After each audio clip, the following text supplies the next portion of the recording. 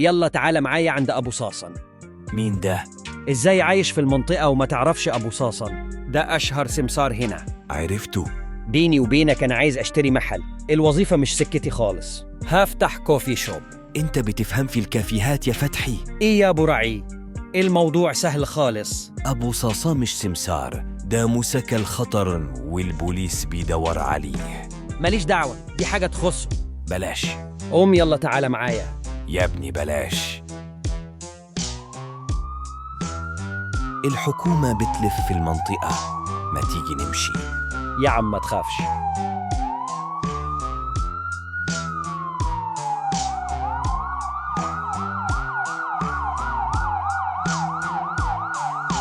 فين الفلوس؟ في البيت يا أستاذ أبو صاصة. برعي، هروح أجيب الفلوس أنا وأبو صاصة، خليك أنت هنا.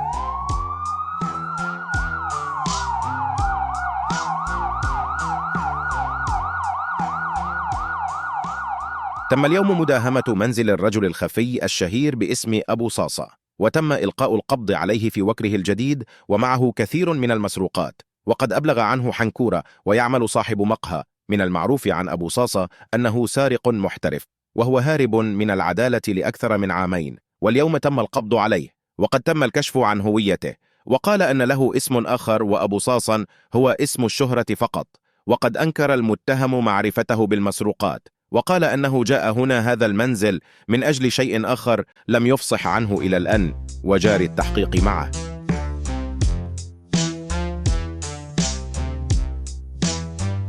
مع التحقيق تأكدت السلطات أن الشخص الذي تم القبض عليه لم يكن أبو صاصا، ولم يكن على علاقة بالمضبوطات، وكان بالمكان أثناء مداهمته من الشرطة لأمر آخر، وتم الإفراج عنه في الحال، وما زال أبو صاصا هاربا.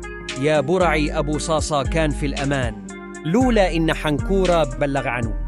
أنا أسف إني سبتك، وأسف على الساعة والموبايل اللي أخذهم منك أبو صاصن. منه لله. أبو صاصن؟ لا، المعلم حنكورة. لو عجبك المحتوى اعمل لايك شير سبسكرايب وفعل جرس التنبيهات. يوتيوب يا ميديا.